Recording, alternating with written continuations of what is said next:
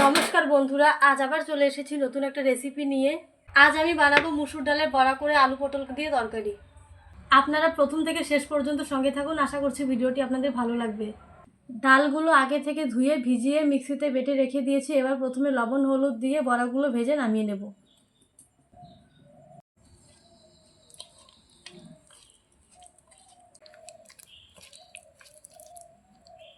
তেল গরম হয়ে গেছে, এবার বড়াগুলো প্রথমে বানিয়ে নেব।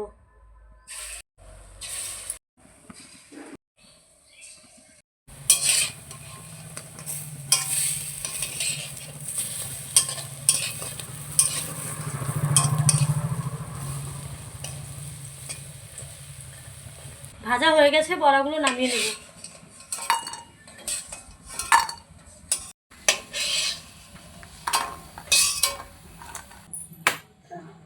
এবার সবজিগুলো লবণ হলুদ দিয়ে ভালোভাবে ভেজে নেব।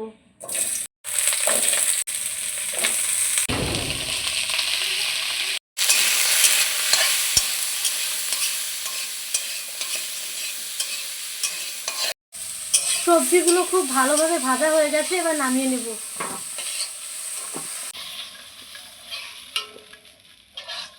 তেল দিয়ে দেবো আর একটু। তেল গরম হয়ে গেছে, এবার ফোড়নে দিয়ে দেবো গোটা জিরা, তেজপাতা। এবার বাটা মশলাগুলো দিয়ে দেবো। বাটা মশলা আমি দিয়েছি জিরা, আদা আর লঙ্কা বাটা।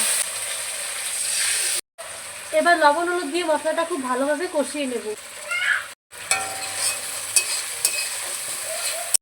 এবার আগে থেকে ভেজে রাখা সবজিগুলো দিয়ে দেব।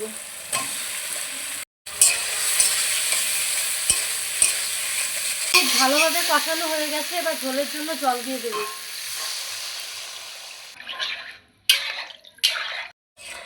তরকারিটা খুব ভালোভাবে ফুটে গেছে, আলু ও পটলগুলো সেদ্ধ হয়ে গেছে। এবার আগে থেকে ভেজে রাখা বড়াগুলো দিয়ে দেব।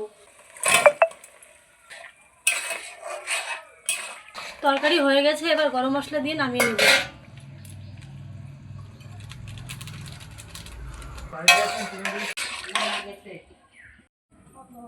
আপনারাও এভাবে বাড়িতে বানিয়ে খাবেন, আশা করছি ভালো লাগবে। আর আমার ভিডিওগুলো ভালো লেগে থাকলে লাইক কমেন্ট শেয়ার করে পাশে থাকবেন। ধন্যবাদ সবাইকে।